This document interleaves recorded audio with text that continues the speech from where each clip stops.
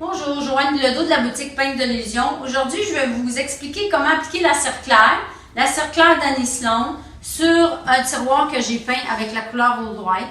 C'est très facile, il faut juste pas en mettre trop, c'est ça le truc. Le truc de la cire, c'est que souvent on en met trop. Alors ce qui arrive, c'est qu'on en met trop, c'est que c'est saturé et puis ça devient gras et collant. Je vais vous montrer ma technique. Ce que je fais, moi, je prends de la cire, je la mets dans une barquette. Ça peut être une assiette d'aluminium ou une barquette de styromousse. Et avec mon pinceau, qui sont les pinceaux d'Annie Sloan, qui sont très, très bons. Ce qui est important aussi pour la cire, c'est des poils de soie. C'est très important. Des poils synthétiques, la cire, ça grippe moins.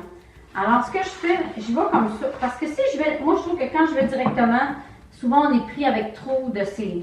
Alors, je vais comme ça, puis j'étends ma cire dans mon pinceau. Si tu veux, mon assistante, tu peux t'approcher pour qu'on voit mieux ma technique.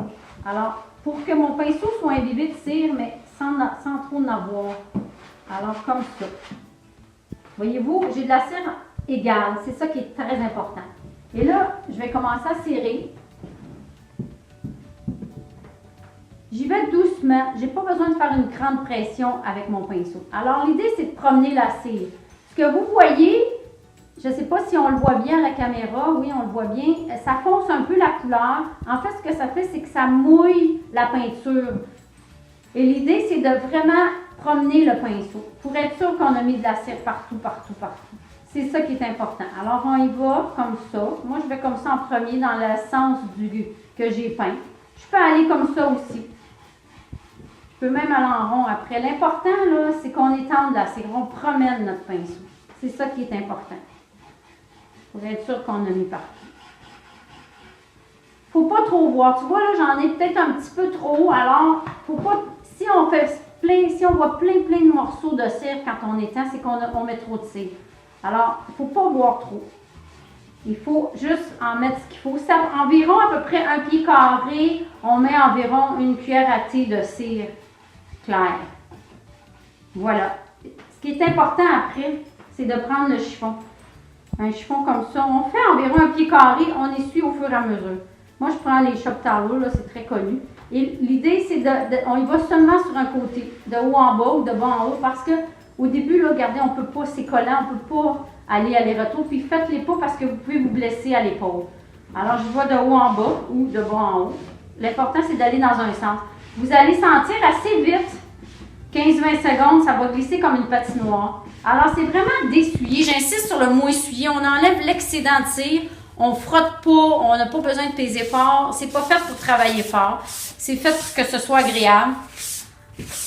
Alors, je sens déjà que ça commence à glisser. Alors, voyez-vous, là, je peux faire aller-retour. Ça va très, très bien.